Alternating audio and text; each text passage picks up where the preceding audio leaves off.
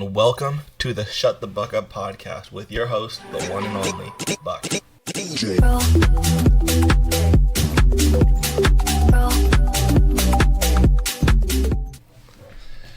Today, we're looking at a very interesting day. We have a lot of interesting things on the board, as I would say, with NFL, college basketball, and last but not least, our bread and butter, what we've been cooking for a long time, NBA. So without further ado, I just want to get all this out the way.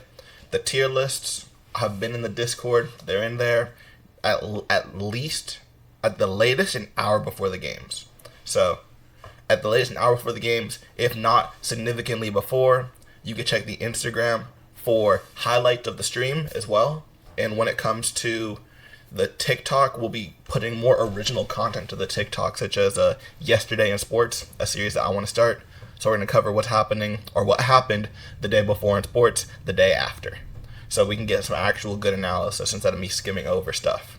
Like CJ Stroud going ballistic yesterday, which we called in the Discord, by the way. But y'all could hate with us. Regardless. Let's get into these props. So, first thing first, we're looking at Keldon Johnson at over 24.5 points, rebounds. I call that a S plus tier prop because one, Vassell isn't there anymore. Sadly, sorry, not Vassell, Vassell, he's hurt right now. So since he's not there anymore, as tragic as it is, I'm just expecting a lot from him. But it's not just that I'm expecting a lot from him. I know for a fact that Indiana tends to let up a lot of points to versatile threes, versatile shooting guards, versatile small forwards. And since he doubled as a shooting guard small forward, and his main competitor when it comes to scoring points is not in the lineup anymore, for them to keep up with Indiana, he has to have a good game. So he can go over 24.5 regardless. And on top of that, now he has Wemby as well, who is actually kind of turning up. I'm expecting a lot from him. His game might be a little bit boring, kind of like Scotty Barnes, but it's very effective. Just like Scotty Barnes, ironically. But we're not here to talk about him. We're here to talk about Keldon. And actually, we're just wrapping up with him and moving on to Garrett Wilson at over 23.5, longest reception. First time y'all seen a longest reception prop from me on here, but I'm feeling this one today. I'm feeling this one heavy today. You might ask why. Here's why. Hear me out. So the Chargers have the number three, worst defense in opponent yards per completion. They allow on average 13.3 yards per completion. That's abysmal. And Garrett Wilson has gone over this line every game besides two of them. And those two games were against teams that are very good, that have a very good pass defense, I guess so to say. And on top of that, the Chargers, I think they're the worst pass defense in the NFL.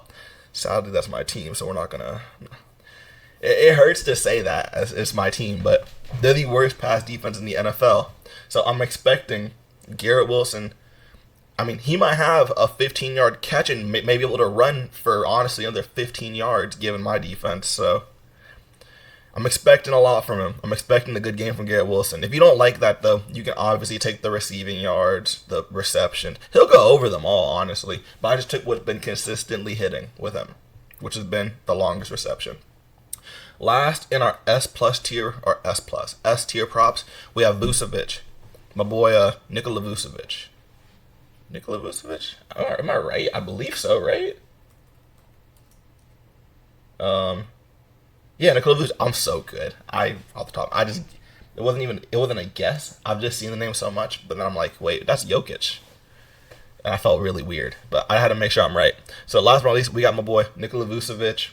All of these S+ tier props are only here because I think they're the best props that I've found, on top of the fact that they're not really the blowout shouldn't happen to where these lines might just miss because they didn't get enough time.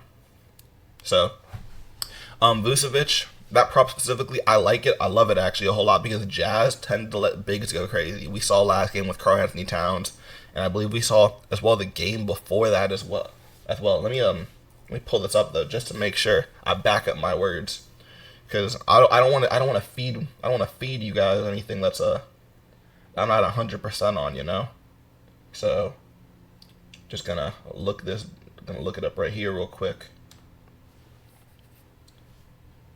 We're looking at the Jazz, correct? Yeah, we're looking at the Jazz. All right, open up the Jazz page. Oh yeah, Jaren Jackson Jr. Jaren Jackson Jr. That game was a blowout, and even he was right under that line. I mean, they lost. Like the Grizzlies lost as in a blowout. They lost by like 30 points, but even he was right under that line in a loss when he didn't play adequate minutes. And the Jazz, they're not good. The Grizzlies are just worse, sadly. Another one of my teams. My team is just getting cooked. But regardless, that's not the point here. The point is not that my teams are awful. We don't talk about that. The point is that Vucevic, being a good center who tends to get a lot of rebounds already, he should be able to compensate that with the points as well today for him to actually see us hit that 30, 31, 32, and beyond points rebounds line. Now, outside of that, we're going to look at Tyrese Maxey. Tyrese Maxey, first A-plus tier prop. I believe he'll have a great game. I think though because Jordan Poole plays negative defense. Negative defense. Like, defense, not here. That man don't play defense. I swear. When the Wizards are on defense, it is a 4v5. Because whoever is on Jordan Poole is a guaranteed bucket. I don't care if it's Killian Hayes. Killian Hayes could dice up Jordan Poole, which says a lot because he hasn't made the leap yet. I don't care. I don't care if he's 21. Killian Hayes has not made the leap yet. But we're not here to hate on Killian Hayes. I'll leave that for another video. We're here to specifically say that Tyrese Maxey is better than Killian Hayes, and Tyrese Maxey is significantly better on offense than Jordan Poole is on defense, which is why he'll go over that. On top of the fact that he just has Embiid, and Embiid's just a dog already. So he'll get the assist through Embiid. He'll get the assist through like Tobias Harris, who's been turning up recently. He'll get the assist through like Kelly Oubre now too, who's been turning up. So I have a lot of faith in that. Now next we have what do we have here? We have Andrew Wiggins. Now I'm gonna pair Andrew Wiggins and Stephen Curry into the same little category because we've seen the Pistons regularly give up points to the primary guard and the 3 or the stretch 4, as we've seen this multiple times before. And my most recent example is the game against Portland, where Shaedon Sharpe and Jeremy Grant both went stupid. And they went over, at least Jeremy Grant went over his line just through shooting alone. And Andrew Wiggins, obviously he's taking a more utility role, but with Draymond Green in the lineup still, that means that's another person on the court who cannot take shots from him. And Draymond Green will find the open man, and so will Stephen Curry. But I just like the Wiggins line more than I like the Curry points line because it's lower, in all honesty. And Detroit, they might miss some. They're Detroit. Can't have shit in Detroit. So they can't get a bucket either. With that being the case, the Wiggins rebound line just looks really good though regardless. So I definitely recommend it. Now, on to the next prop. We have Armando Bacot, which been a dog anytime I've seen him on the board, honestly. Him at 13.5. Unless the game is an absolute blowout and the dude's like coming off the bench, I don't know why his line is 13.5 in all honesty. I think he could definitely hit 13.5. Even though the UNC team might be a little bit worse, he has significantly improved, obviously, year after year after year. And there's not many scorers on the team anymore. The last time last game 1 of the season, he went for 16 points, following that up with a 23-point game against some not great teams, but the games were competitive. With their team now being worse and him being better, they're expecting more from him. Since they're expecting more, we'll see more points than 16, obviously. Honestly, this prop would be S tier, but it's the first game of the season. I don't have data to go off of beside the last year. So, just riding with my dogs on this one. Trust the dogs. Now we got Joshua Kelly versus terrible run defense. The Jets have a god-awful run defense in all honesty. And with that, it really comes down to how many touches will he see versus Austin Eckler when it comes to the run game. And even, I think if he sees 7-8 touches today, he can go over 23.5 rushing yards. Easily. Because the Jets just don't have a good rushing defense. And he has a very good change of pace back. From Austin Eckler's elusiveness to him just barreling down the middle of the line. So, I have good faith in him. Now, we've already covered the Curry line, as I talked about with Wiggins as well. Covered them both at the same time. Now we're going to move on to SGA. SGA, kind of like Cade Cunningham, as I said in the video before, back then at least, before Cade became more consistent. His lines are up and down. One good game, one bad game. One good game, one bad game. And luckily for us, this is a good game. But we're not just going to base our A-tier prop off of just having a good game. He should feast. He should have a great game versus Trae Young, because Trae Young and Jordan Poole are in the same boat. Abysmal defense. And with them both not being great on defense and SGA being a great combo guard who can get boards, dime, and score hoops, score buckets, put the ball into the rim at will against a bad defense, I think he definitely can do it. I think he can. I have high faith in him. Personally, I have high faith in him.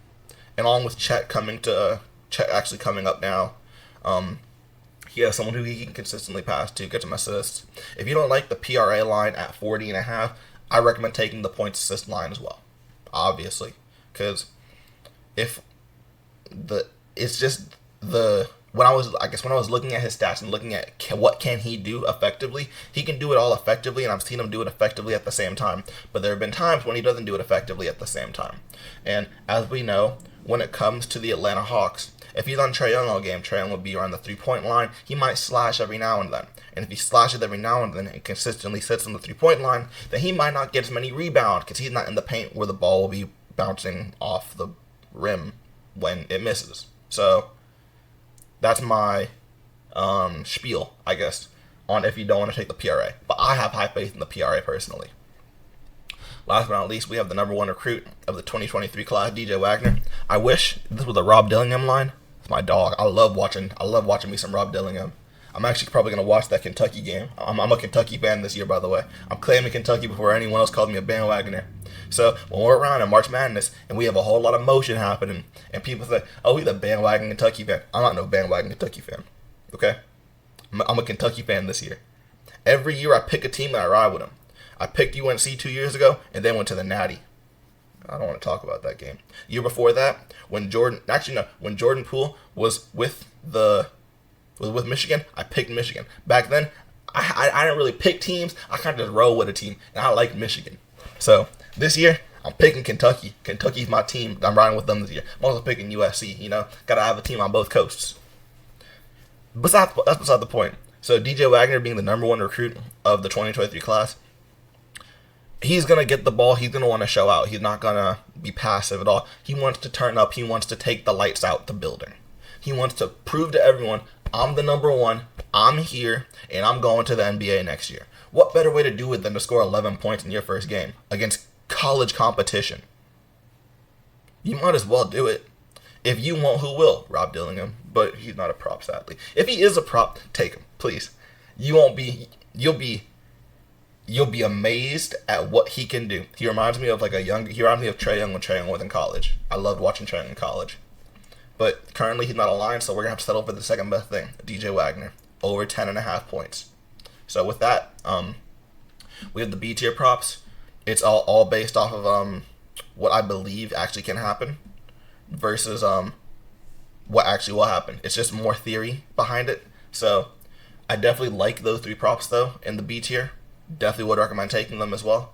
I feel a great day today coming. So let's eat today, okay? Let's eat as a group. Why not?